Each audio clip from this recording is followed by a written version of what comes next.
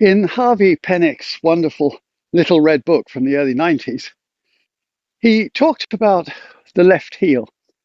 Now, this was a topic of conversation throughout the history of the conversations about golf, which of course probably go back 500 years, but certainly over the last century.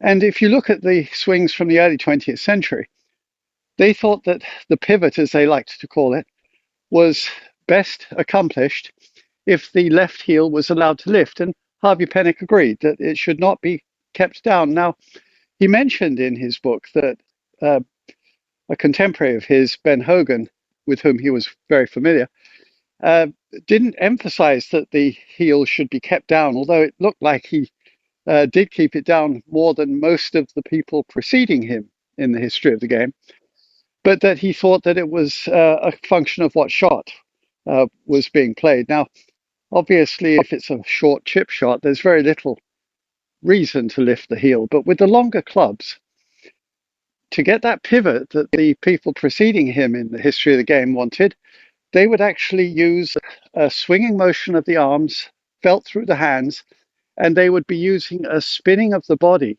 And that would bring the left knee across to point to the right of the ball and the heel to come off the ground. They were insistent that the heel would not pivot. Although, if you look at, for instance, Harry Varden, there was a little of that going on.